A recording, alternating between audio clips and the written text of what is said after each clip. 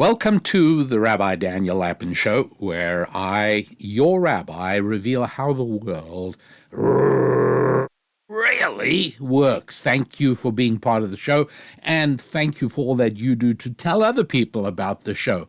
You're doing a great job. Thanks so much. And here we are talking today about, the things that you need to know about raising children. Now, that's whether you are raising children, whether you are one day going to, whether you have already raised children, or whether you're never going to raise children.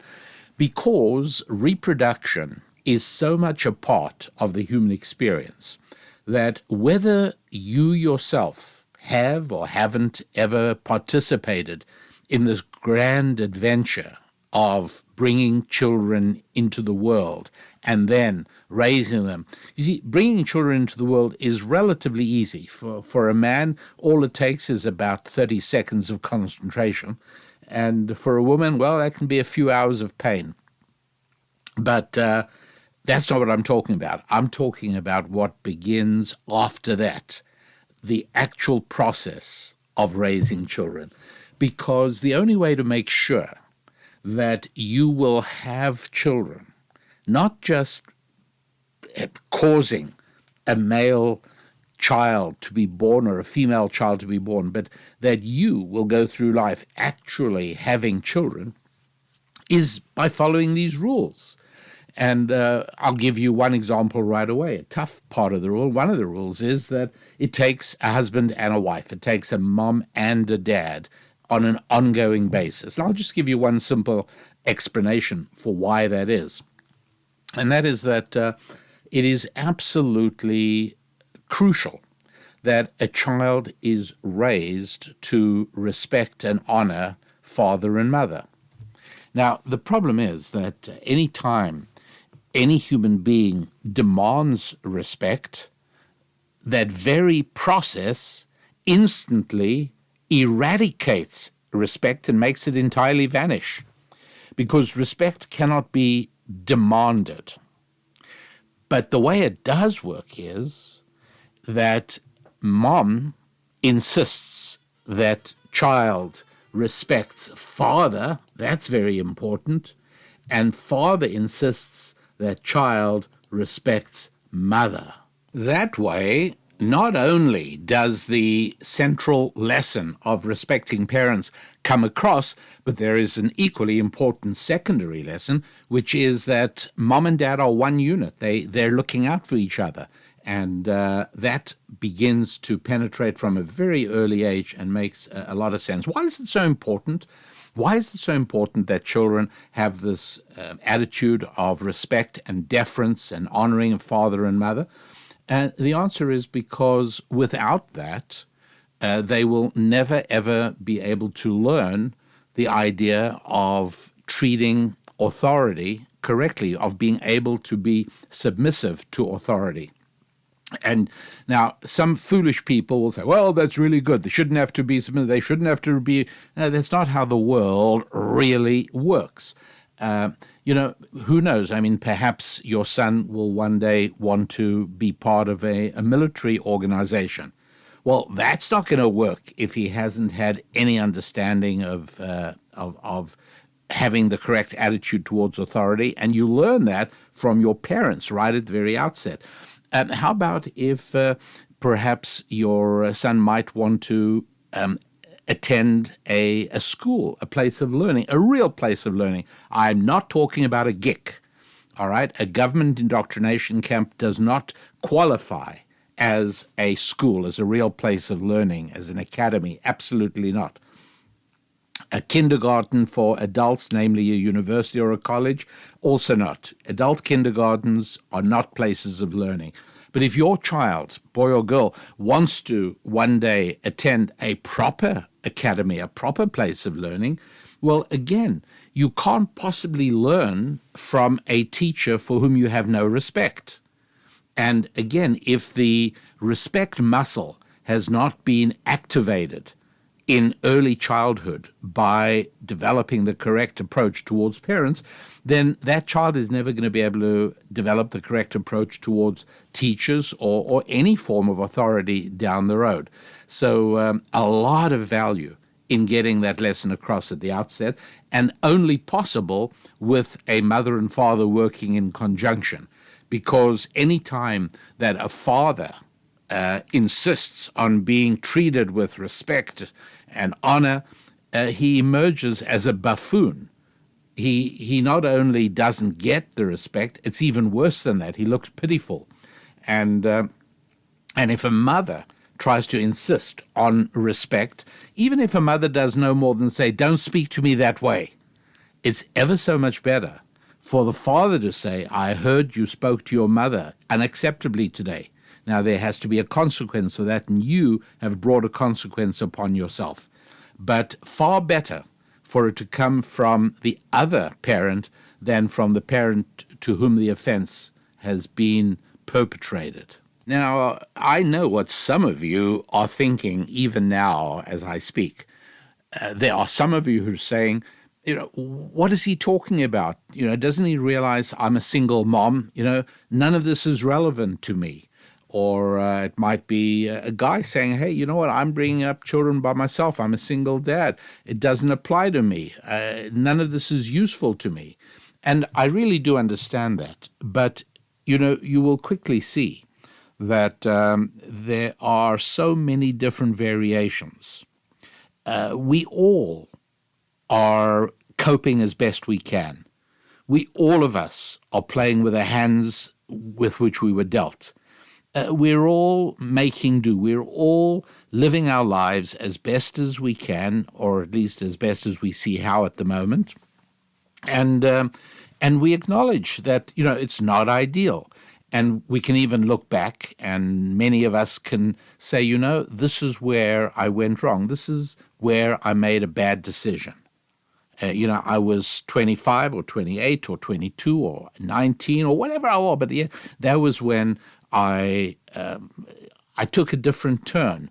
And from there were fewer options. And so I took the next decision. After that, there were even fewer options. You see, it's a little bit like that.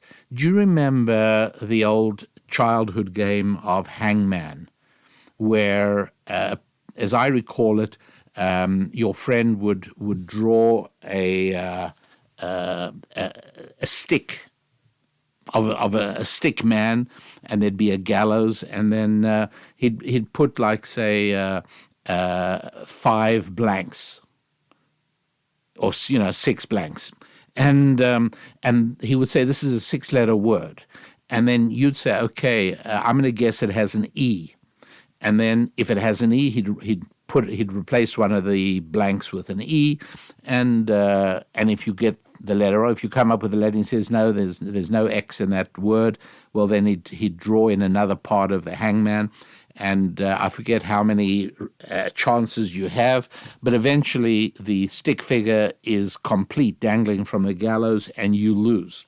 Or alternatively, you actually get the word. But here's the thing. At this point, let's say it's a 5 or 6-letter word, whatever it is, there's so many options. There's so many different words that could be.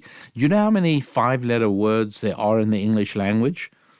Over 100,000. Yeah, over 100,000 5-letter words. It's incredible, but it's true. And now that includes plurals and, past and future. But still, it's a lot of words. And you that's how many options there are. But let's say you now say, okay, an L, and he puts in an L in the second to last position. At this point now, there are far, far fewer words that have an L in the second last position. I don't know how many, but let's, for argument's sake, let's say there's 75 of them. Well, all of a sudden, 100,000 options has, drilled down to 75, much less. So in other words, as soon as you make your first decision, you've got fewer decisions after that. Now you call your second letter. You say, an A. He says, yeah, the second from the front is an A. And Well, now you've got a five-letter word where you know the second letter is an A and the second last letter is an L. Now you don't longer have you don't have a choice of 75 words anymore. You now probably have a choice of maybe 4 or 5 or 6 words. And so it goes. And this is really a very good metaphor for life in the sense that as we make decisions, subsequent decisions diminish. And that explains why decisions are important. You can't always recover from a bad decision because you are already on a certain track from which it is no longer possible to get back onto another fork of the railway system, if you know what I mean. So that is really something we try and do not only with ourselves, but we try and help our children understand that the decisions that they make, the choices that they make, should be always, even from the youngest age, the result of a thoughtful process, not an instinctive process. And it isn't easy. Look, it's not even easy for adults. There are so many adults who have grown up on the assumption that you do what you feel like doing. You act on feelings. The whole idea of acting on decisions, the whole idea of controlling an impulse is so important. It's almost indescribably important. Now, this is something that is really important to think about because we're looking at probably 2 generations and maybe more already where people have grown up hearing their parents say, I just want you to be happy. I just want you to be happy. And that's a really bad idea because telling a child, I just want you to be happy, is a very different story from real happiness. Because for a child, happiness is synonymous with doing whatever I feel like doing. And look, I've told you in the past, as a child, well, I was an early teenager. I remember my mother shouting at me because I was walking around with a miserable, long, whiny, gloomy face. And she said, you're living with other people. Stop tormenting them with your horrible mood and stop making your unhappiness spread out over the whole house. So I said, you want me to be happy? She said, yes. I said, well, get me a motorcycle. Well, she didn't get me a motorcycle, but what she did give me is 4 fingers across my cheek. And I was absolutely shocked for a moment. I was literally immobilized, almost paralyzed by stupefaction. And then she then explained and said, look, your happiness is not my problem, it's yours. You have to be happy. And it has nothing to do with whether you have a motorcycle or not. It has nothing to do with anything external. It's an internal mood that you can control, and you have to do that. So this was something that was a huge shock for me, but it was an early understanding that acting in order to be happy is not a good thing. It's certainly not a good way to raise a child. The child thinks, mother or father says, I want you to be happy. No, I want you to always do the right thing. I want you to always have an inbuilt system of values that you can always check in with and say, hey, what should I be doing now? Now, that flows to a large extent from having an identity. But wait, how do you have an identity? Not talking about having self-esteem. God forbid, I'm absolutely not talking about self-esteem. I'm not even talking about self-respect. Now, self-respect is much more important than self-esteem. Self-esteem is training a child to feel good about himself or herself, regardless of accomplishments. Self-respect is at least a step up, but that's not what we're talking about at all. No, we're talking about a child's identity. Now, here is the way it used to be when people were closer to a traditional Bible-based system of child raising, it was understood that for society to work and for families to function and for children to be raised, there needed to be, call them cultural guardrails that helped to create and then to cement a child's identity. And that was always done in relationship to other things or other entities. And this is one of the important things you have to understand when it comes to a child. A child cannot form its identity without relationships, without connections. Of those connections, I'm going to talk about three. The first one is family, initially mother and father, and then perhaps siblings, and after that, uncles and aunts and cousins, etc. But initially, family. This is the first and most important part of forming a child's identity. And so you might think, well, a child is no different from a puppy or a baby llama or a little camel, and all it needs is food and shelter, and everything is going to be fine.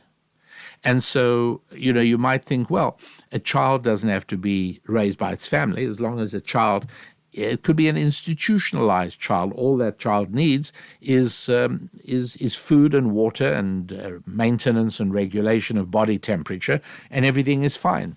And we discover that, no, that actually doesn't work with children. Children that are not raised with a family are diminished. Now, you're not supposed to say this kind of thing today, but I have to say it because it's the truth. I don't want to massage you with warm butter. I don't want to shelter you from reality.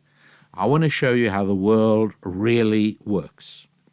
And children that are raised without a mother and without a father, or without a father, in other words, children who are raised with only a mother or only a father, usually end up defective.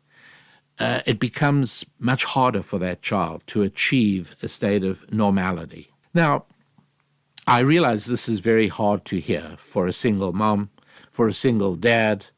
Sometimes, look, I know of situations where grandparents who thought that they were settling into a comfortable and well-earned retirement suddenly discover that they're in the position of having to raise a grandchild. This happens quite often. I know of cases, and these grandparents become heroic. I realize there are a lot of unusual situations, but here is what I'm saying. My job is to teach you the timeless truths and the permanent principles of how the world really works. Now, reproduction is an absolutely essential part of how the world really works, right? And so you have to know about things. Now, if you were unfortunate enough to attend a gig yourself, or if you have children attending a gig, then in all probability they're going to be spending time in a class that focuses on reproduction, but only on the sexual side. It's a plumbing course, essentially. It's a course on biology, and it gets worse than that. It's actually become, in many gigs around the world today, the sex ed class has become a sex indoctrination class. It is a program designed to prematurely sexualize your children.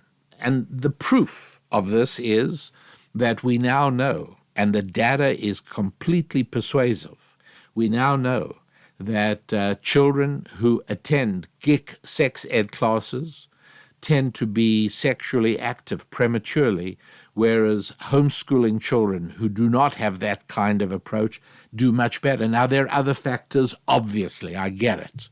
But But you see, you hear the argument being made that children should attend sex ed classes because they're going to do it anyway. They may as well know how to do it safely. Don't you think that argument would also work very well for gun ed? Certainly in the United States of America, where the Second Amendment guarantees the right of people to own firearms, hey, people have firearms at home. Why don't we do gun ed at school, right? It's not as if the school day and the school week is so packed with high-quality education in the critical subjects that there can't be 45 minutes a week on gun ed. And we'd say the same thing. Hey, schools, why don't you do something on gun ed? Well, people sometimes find a parent's gun, accidents happen. They may as well, guns are going to happen. Why don't we teach them?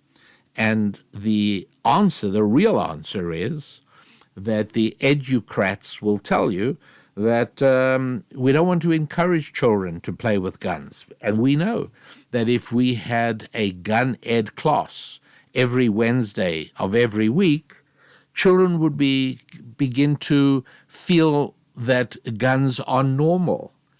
And they would be even more inclined to want to play with a parent's gun, or they'd be fascinated by having a gun. And so we don't want to do that. We don't want to normalize guns for them. And so we're not going to do a gun ed class. Bingo, you said it. We do want to have sex ed class, right? You know why? Because we want to normalize sex for the children. That is exactly what we're trying to do. And that is exactly what actually happens. We also know that as sex ed began to make its way into public education in America, it didn't come to all of America at once, because the education used to be a lot less centralized than it used to be. It used to be much more under local control. And so different schools introduced sex ed at different times. And so we were able to watch how children behaved in school districts that had already introduced sex ed and school districts that had not. And so we saw that it was undeniably a bad thing. And yet it never stopped, because it was part of the anti-family indoctrination that was at foundation, the essence of the public education project, certainly in the United States, but also in many other Western societies as well. So if the guiding principle of child rearing is, I want the child to be happy, well, it's very difficult to deny the child sexual enjoyment. I mean, on what basis are you going to do that? I certainly think that if that ever would have been a debate between me and my parents, which I can assure you it never was, and we would have had discussions about whether I should be able to hang out with girlfriends and have unsupervised time alone with a girl, and I would have said to my parents, well, don't you want me to be happy? And this will make me happy. And so, I mean, yes, any young male child would say that, of course. But any wise parent would also know that it's likely to make the young boy very unhappy in due course. So this is clearly not the way to raise children. The grand adventure of raising children is not based on, oh, I want you to be happy, that's the main thing. No, that's not true at all. And meanwhile, there are all these aberrations in child rearing going on. As I said, everyone's doing their best. You cope with what you have to in life. There were decisions you made that led you down a certain path that made other decisions more likely and other decisions less likely. And whatever it is, here you are, and you have to do the best, right? So why am I speaking about an idealized set of circumstances? Why am I speaking about, what it's like when a great husband and a great wife have a great marriage and they together bring a child into the world and they collaborate on educating and raising that child to successful adulthood? Hey, that's not 100% of us. True, that's absolutely so.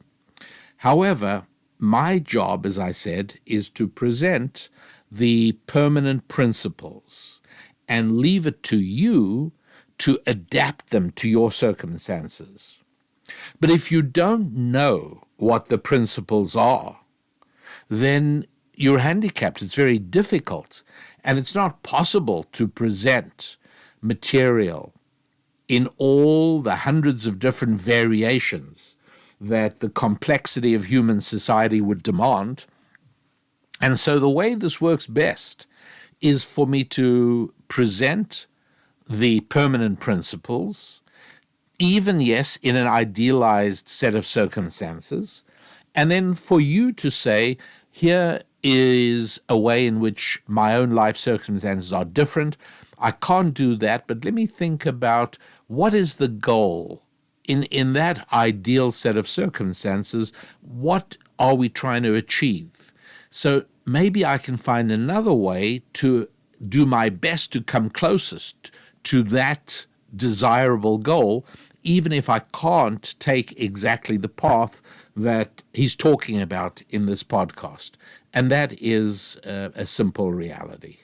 For instance, if we were talking about building a structure, and I'd say, okay, you're going to, first of all, dig a trench around the perimeter of what is going to be this house, and then we're going to cast concrete into the trench in order to build the footings of this, and then we're going to go up and we're going to start attaching the way to start building the framing, and then we're going to put in the plumbing, and then we're going to set up the second floor, and this is where the stairs are going to be. And you may well be saying to me, well, wait a second, I'm doing nothing but building a cabin in the woods. And I say, yeah, all right, I understand, but at least knowing the ideal way to construct, you may well say to yourself, you know what, I'm building a temporary cabin. It's not going to have a second or a third floor. It's only one floor. So I don't need, or for one reason or another, I'm not going to be able to do all those things, or else, I can't get concrete here, so I can't do a concrete foundation.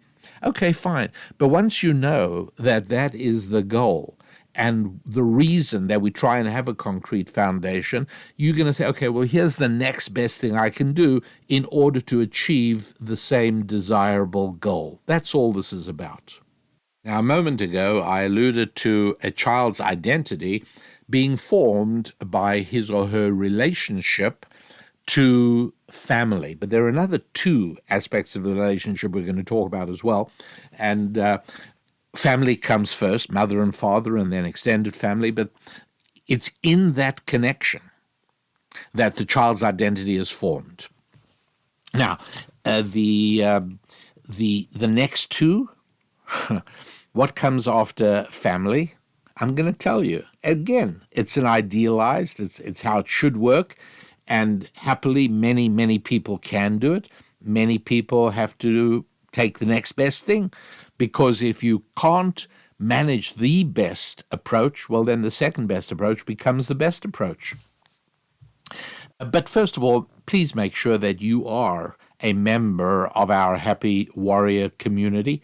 Let's see if we can't have that community growing as beautifully as we have the audience of this podcast growing. To do that, all you got to do is go to my website, rabbidaniellapin.com, and you'll see Happy Warriors. Click on the top where you see Happy Warrior, look at the options, and away we go. And that way we become a community of like-minded people, which clearly becomes increasingly important as the society in which we live begins to drift away from healthy living, wholesome living, and successful living, the possibility of societies functioning in durable ways. In every way, this even impacts economics. Don't think that that inflation is just because somebody at the Federal Reserve, somebody at some hidden governmental office pressed the wrong button or wrote the wrong number down, and so that's why we have inflation. No, it's a moral failing at the highest levels of a society. That's what it is. It is a moral failing to want to borrow from the future. And for everybody recognizes that debt is a terrible problem in life. And that one of the things that indeed is a part of successful child raising is to try and train the child to be able to stay out of debt, to not succumb to the incredible seductive allure of being able to buy things on credit, so that a debt load begins to pile up on the person's shoulders. Right? It's a wonderful thing to be able to get a child to understand that early. And so all of these ideas are things that you gain strength from being in collaboration with other people. And that is exactly what the Happy Warrior community is intended to be. So do join us, and Susan Lapin and I and all the other Happy Warriors out here, there and everywhere around the world are going to be thrilled to see you and welcome you to our community of like-minded people who, roughly speaking, look at the world the same way, who are trying to achieve the same things, who more or less, in one way or another, are trying to improve their 5 F's, just as you are, trying to build your family and grow it, try to build and grow your finances, to build and nurture your friendships, to build and nurture your own body and to develop its strength and endurance, and to be able to also develop and maintain a lively and helpful spiritual reality too. So all of that's at rabbidaniellapin.com. That's our website, www.rabbidaniellapin.com. And you join us, and we'll be able to celebrate your participation in the Happy Warrior community.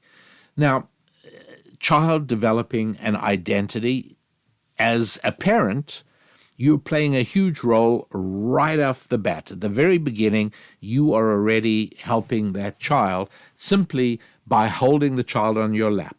A child begins to get a little bit older, and you're reading stories from a book to the child. You're going for walks. The child goes with you shopping.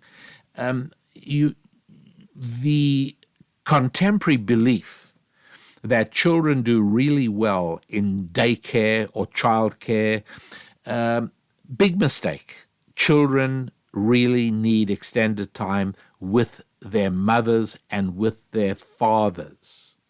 The reason you keep hearing about how good daycare is for kids, it helps them develop independence and it helps them with socialization.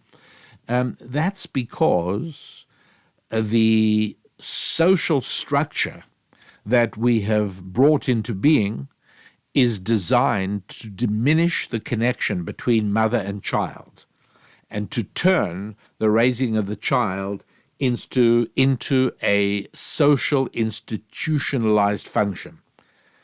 And more you find people thinking that providing childcare is the government's job, or it's the job of my employer. No. The reality is that your employer would really like to hire your husband and let your husband know that you are at home taking care of his children so he can focus on his job. That's what your employer would really like. But of course, he'd be cancelled if he were to say that, so he would never say that. Right? We get that, of course. And what is the next point of connection for a child? Family is first.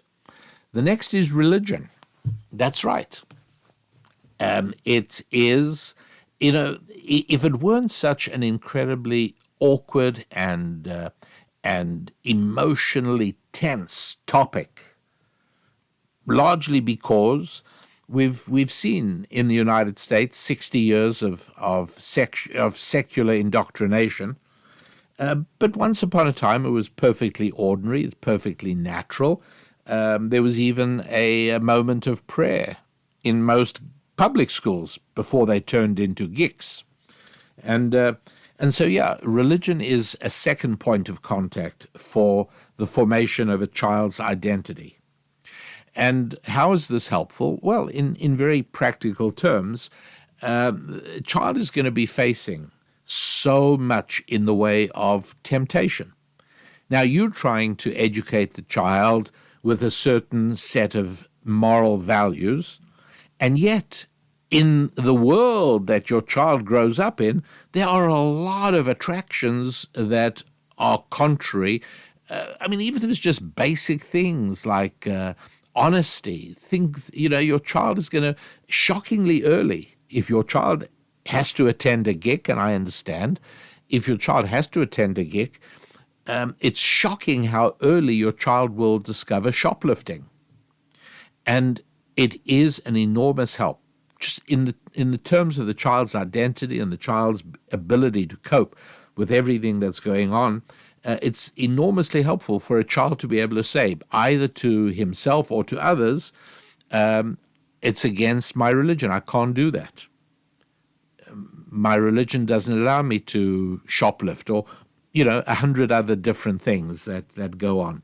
So family, religion, and lastly, nation.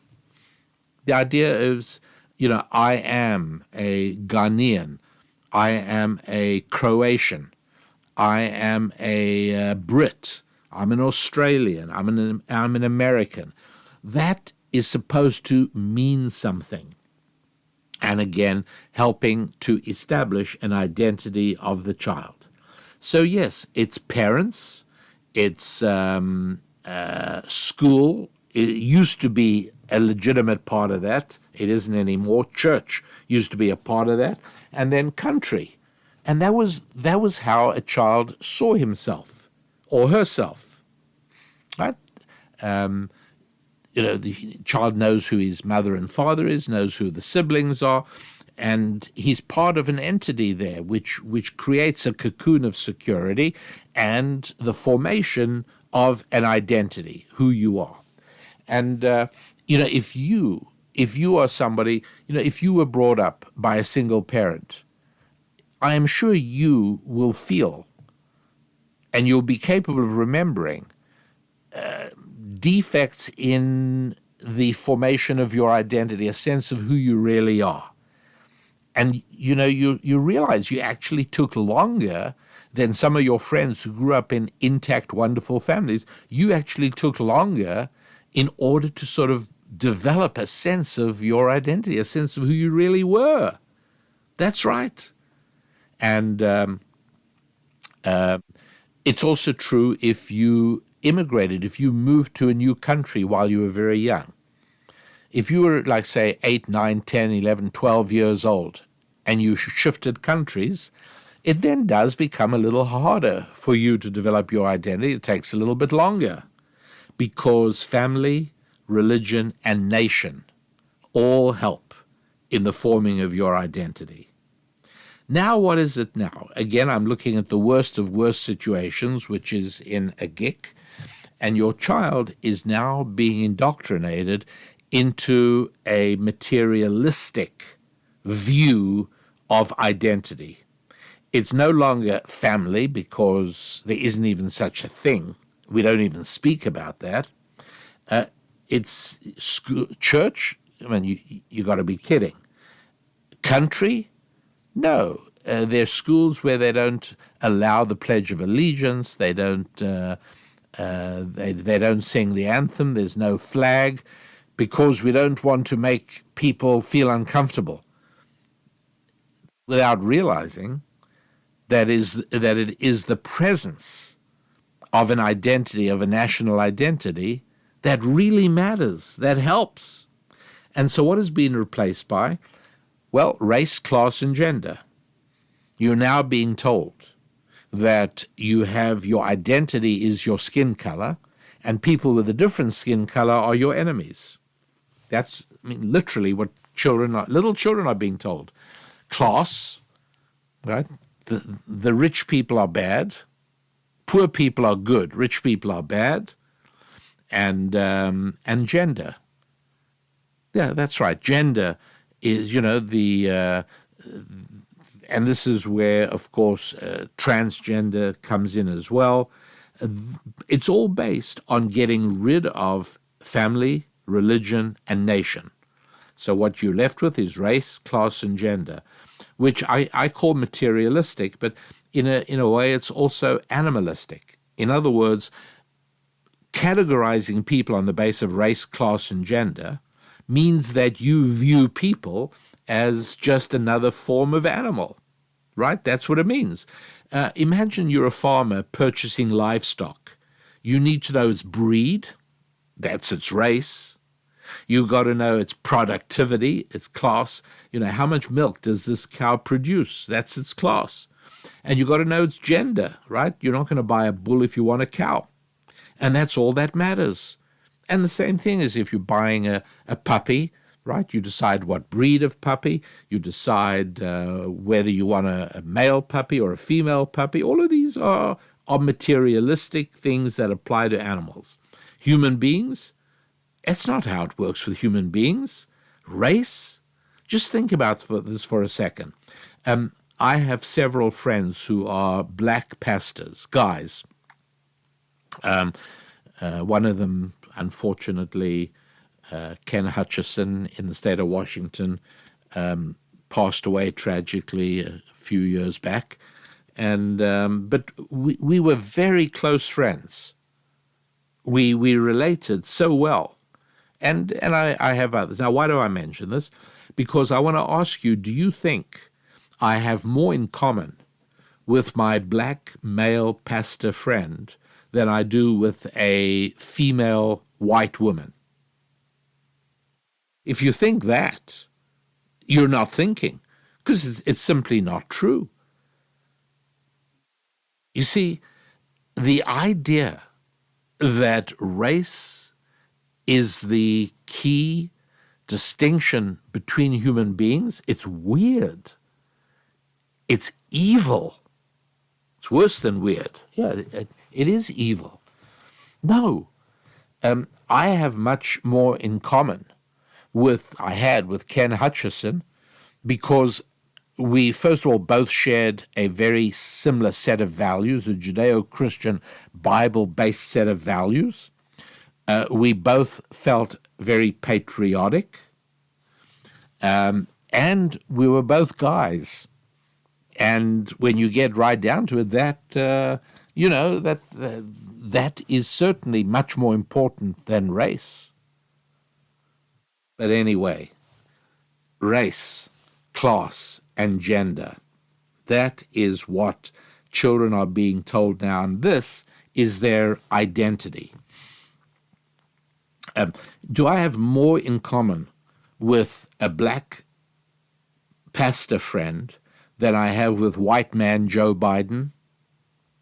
No. The skin color is irrelevant. It's the value system. I'm friends with people with whom I share a value system. I find it very hard, impossible. This is true for everybody. You have to admit it and you have to acknowledge it. It's very hard to be friendly with somebody with whom you do not share a value system. Hard, if not impossible. Gender. Really. The idea that most wives care more about other women than about their husbands, it's crazy. It's not true. And that's why this whole distinction tends to be the domain of single women. This is mostly an area in which single women play. Married women realize they have much more interest and concern and alignment of interests with their husbands than they do with other women. What sort of question is there about it? None whatsoever. Class, really?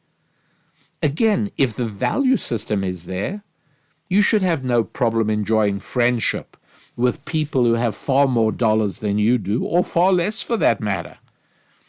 If you have shared values and shared interests, my goodness, I have been friends with people who have tiny little boats, and we stop and talk on the dock, and we don't even do the same kind of boating, but we have a common interest in a beautiful structure that keeps the water on one side, called a boat. Or I'll end up talking on the dock with a crewman on a 100-foot splendid yacht. Obviously, far wealthier, somebody who's really got enormous resources, and it doesn't matter. People in Newport Beach, California, have told me of how friendly they were with John Wayne. You know why? Because he kept his boat, the Wild Goose, on a dock in Newport Beach Harbor, California, and they used to chat with him, and they'd share fishing and boating stories, right? And there it was, and it was a friendship, right? It had nothing to do with class. It had to do with shared interests. So this is downright evil. It is incredibly destructive.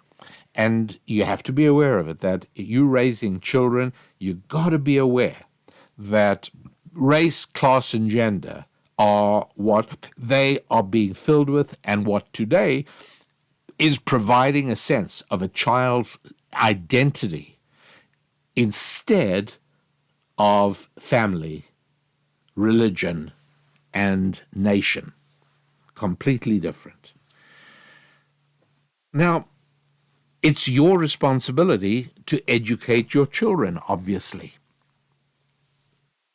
And that responsibility does not end with putting your child on the yellow school bus every morning. And I think a lot of parents, particularly in the United States now and Canada, are beginning to realize that dark and dangerous things happen once your child leaves the confines of his family and moves to spend the rest of the day at school. And things are happening that are destructive and damaging to your child and to your family. And you need to take responsibility. You got to know. The education of your children is your responsibility. And you've got to remember that an incredibly important part of education is having a conversation with your ancestors. In other words, a child, and this is again, right, part of family, part of religion, and part of nation.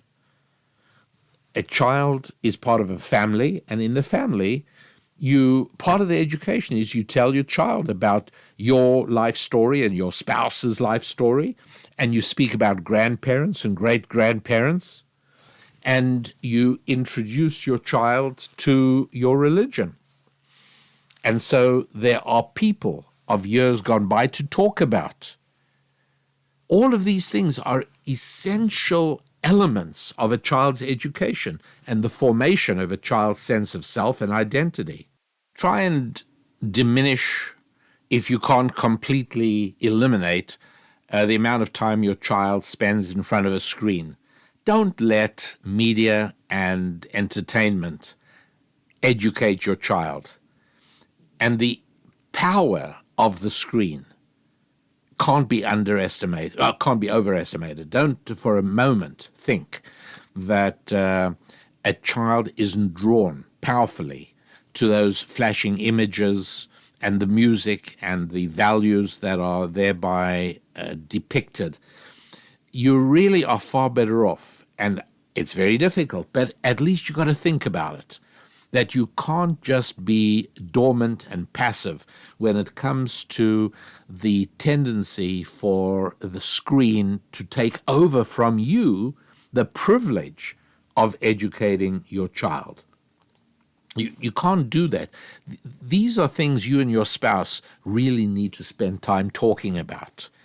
You know, we speak about date nights and we speak about talking.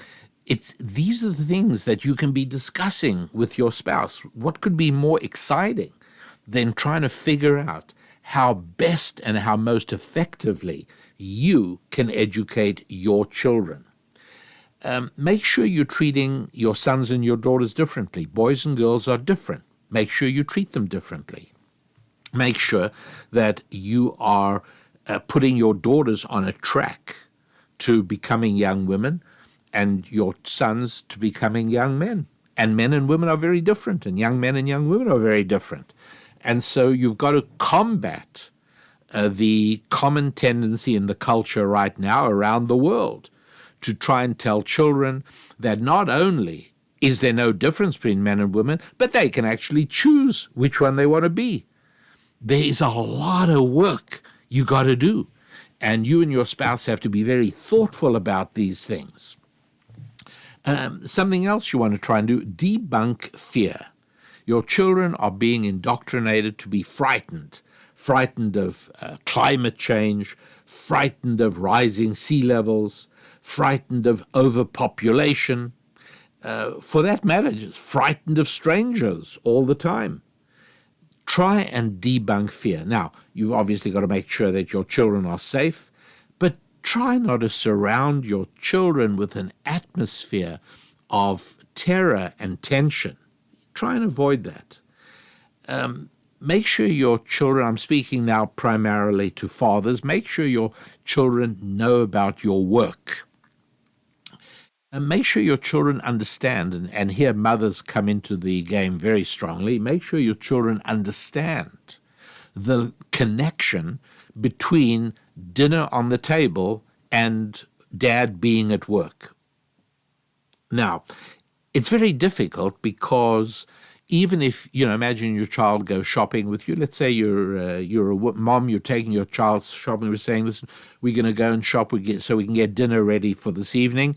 And you load up all these wonderful things into the trolley in the market, and you go to the checkout counter, and then there's some magic goes on. You wave a little piece of plastic in front of a box, and out you go. And you got to realize that to a child, the disconnect is real.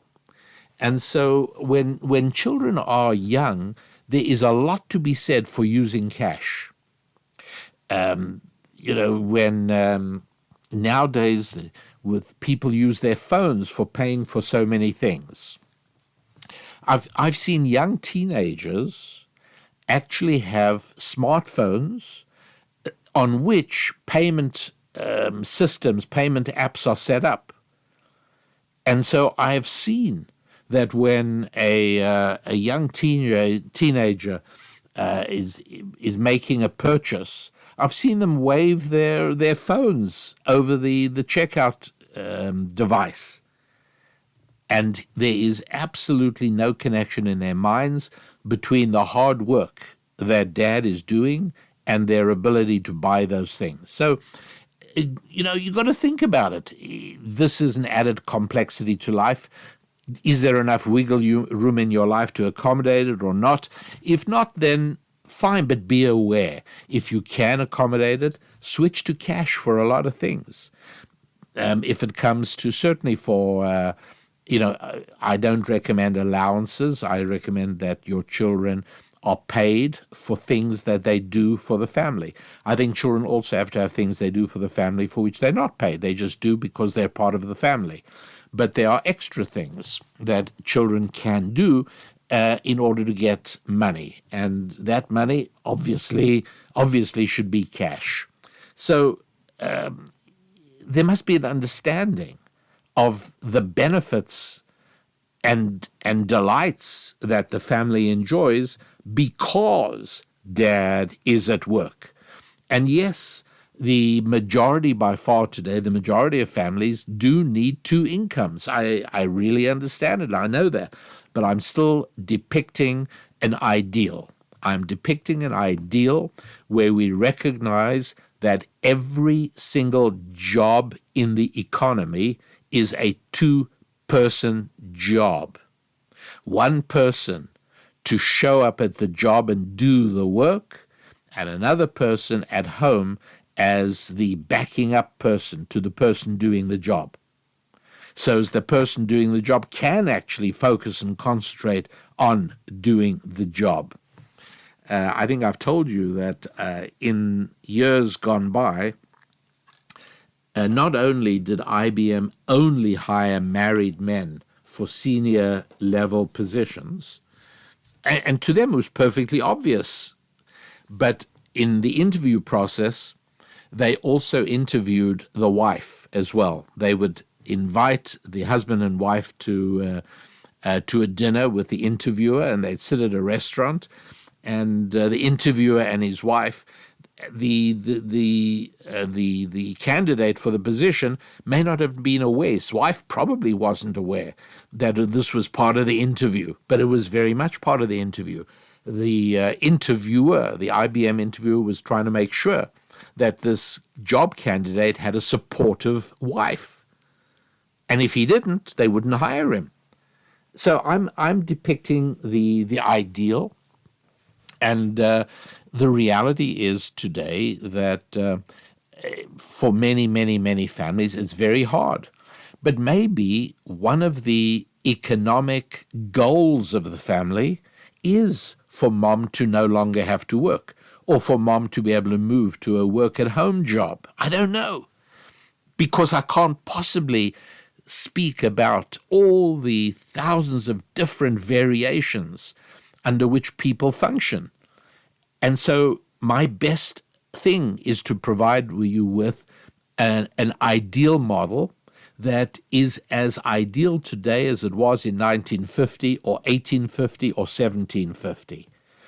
And very often when I speak to groups of people, somebody will, in the Q&A session, somebody will say, Rabbi Lapin, you seem to be unaware that we're living in the 21st century. And the answer is, well, you're unaware of how little reality has changed.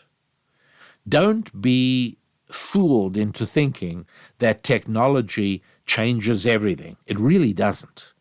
It actually only camouflages how similar everything really is.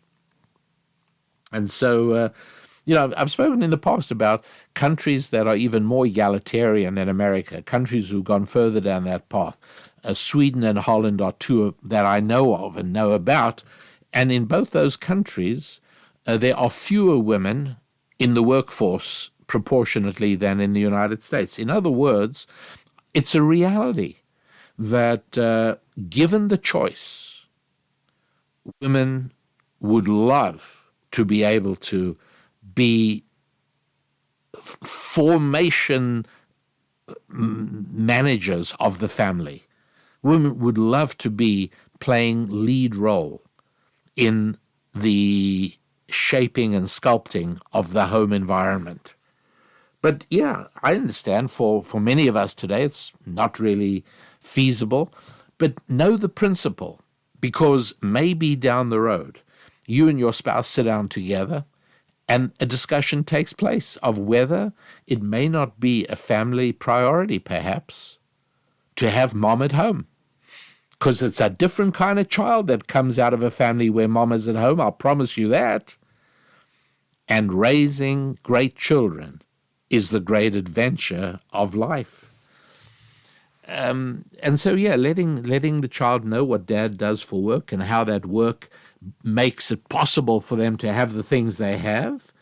And here's another thing. People sometimes talk about, it's so important to be at your child's ball game. It actually isn't. It's actually more important that your child knows you'd love to have been at his ball game, but you had to be at work. And that's a good thing. It's not a bad thing.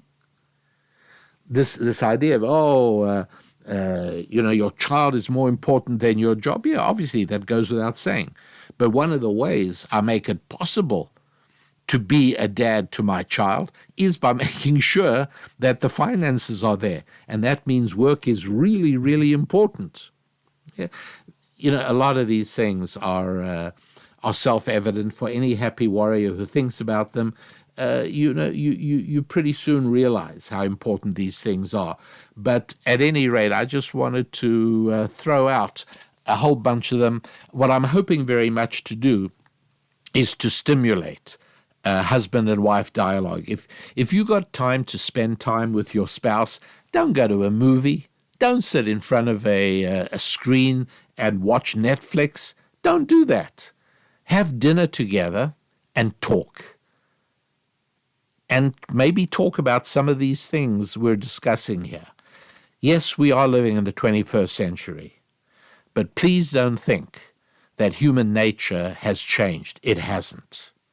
Part of the dream of the secular socialist model is to change society and to change the nature of people and actually ultimately even to change their gender. That's all part of it.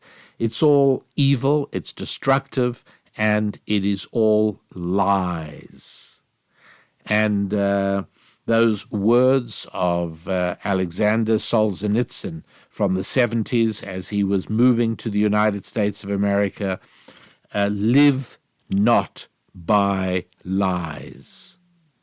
And that's really what I've tried to do in today's show. I've tried to speak about things that are truths. These are permanent principles. These are timeless truths, even though they are politically incorrect. They conflict with the culture. That's all true. They do. But they are nonetheless true and real, and using these as signposts to how to structure your life and how to raise great children is going to be a far more successful avenue than conforming to the cultural stereotypes. And so until we get together next week, I am your rabbi, wishing you a week of growth in your family and your finances, your fitness, your faith, and your friendships. Onwards and upwards, and God bless.